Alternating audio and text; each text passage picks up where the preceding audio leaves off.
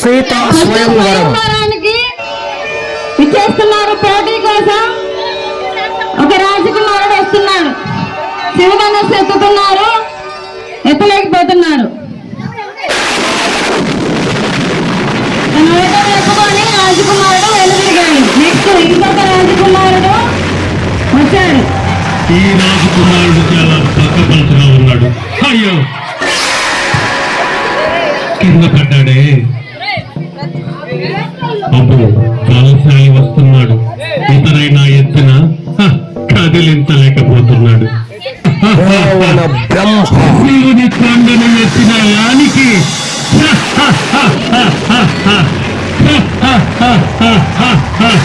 ఈ కోదండము ఏ పాటిది చిటికెనతో ఎత్తనా.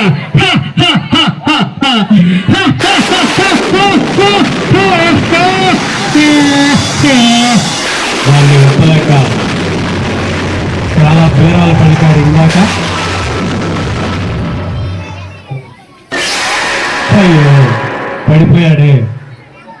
తర్వాత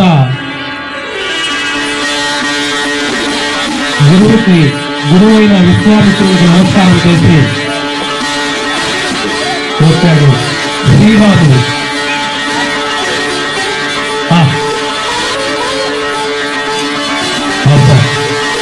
శ్రీరాముడు శివధనుస్సును అవలేలగా ఎత్తటమే కాదు విరిచి వేశాడు.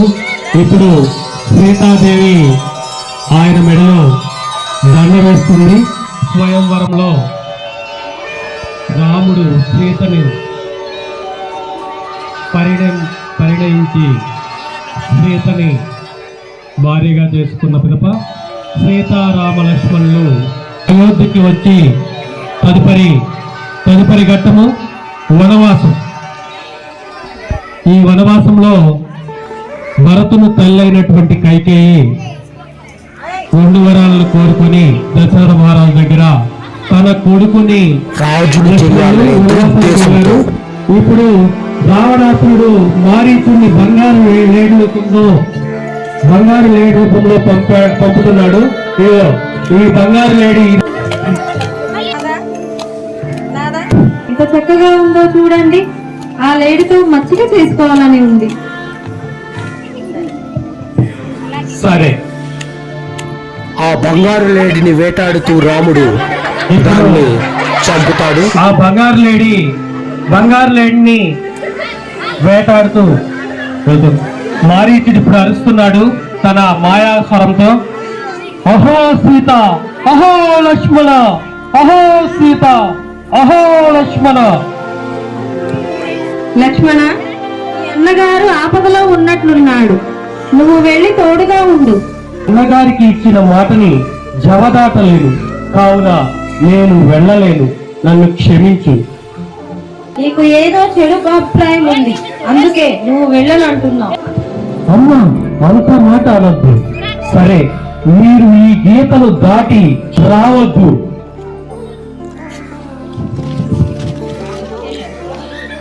ఆ గీత గీసిన తర్వాత అగ్ని ప్రళయంలా వచ్చి అతన్ని ముందుకు వెళ్ళనివ్వదు. భవతి భిక్షాం దేహి. స్వీకరించండి. గీత దాటి వచ్చి వెయ్యి, లేదా ఈ అపచారం నిన్ను అంటక మానదు.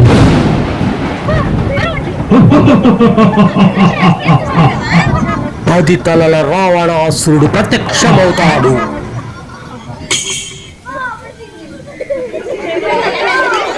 ఇలా సీత స్పృహతప్పు పడిపోయిన తర్వాత రావణాసురుడు భూమితోటే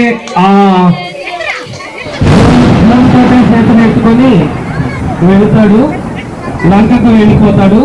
ఇప్పుడు తర్వాతి ఘట్టం అశోకవనం ఘట్టం. సీతాదేవి అశోకవనంలో చెట్టు కింద దిగులుగా కూర్చొని ఉంటుంది. హనుమంతుడు సీతాదేవి కోసం లంకా నగరం మొత్తం అన్వేషించిన పిదప,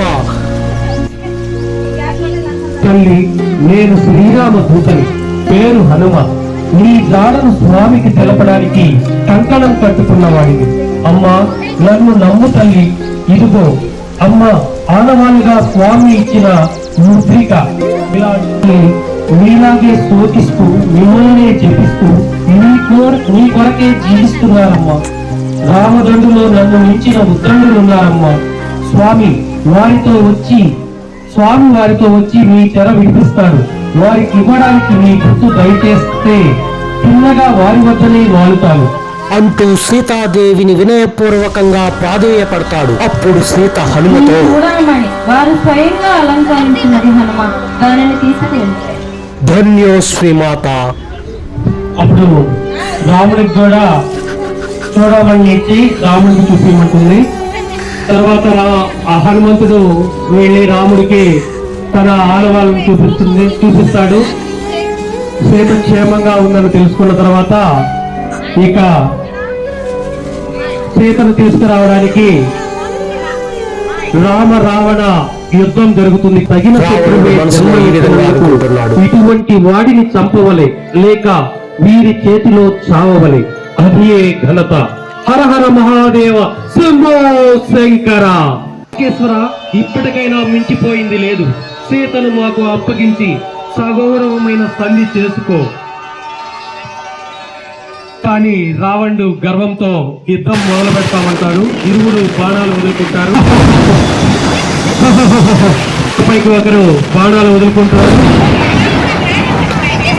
ఎన్ని బాణాలు వేసినా కానీ రావణుడు చావడు.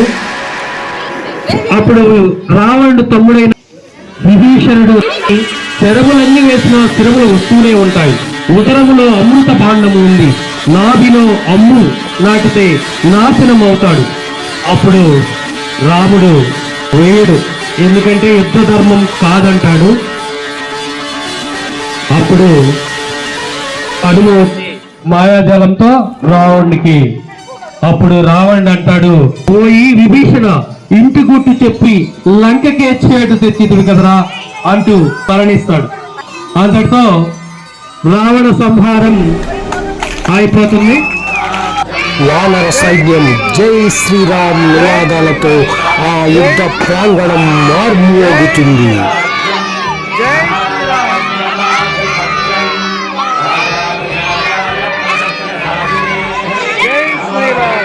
అది మొదలుకొని ప్రతి సంవత్సరం రావణ దహనం కార్యక్రమం దసరా రోజున అంగరంగ వైభవంగా జరుపుకుంటాం. దానిలో భాగంగా ఇప్పుడు రావణ దహన కార్యక్రమం మీరు చూస్తున్నారు.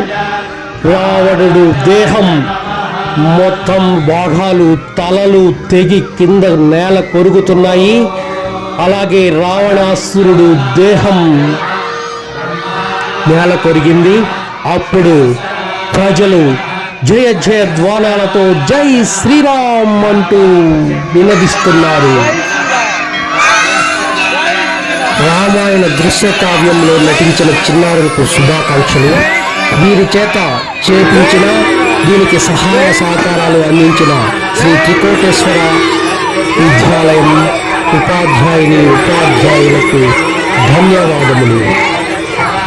జై శ్రీరామ్.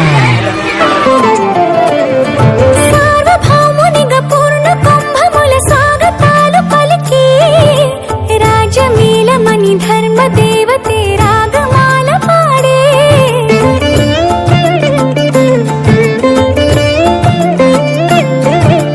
నాలుగు వేదములు తన్మయత్వమున చెలగి మారు మ్రోగే న్యాయ దేవతే శంఖమూదగా పూలవాన కురిసే రాజమకుటమే ఒసగెలే నవరత్న కాంతి నీరాజనం సూర్యవంశ సింహాసనం పులకించి చేసే అభివందనం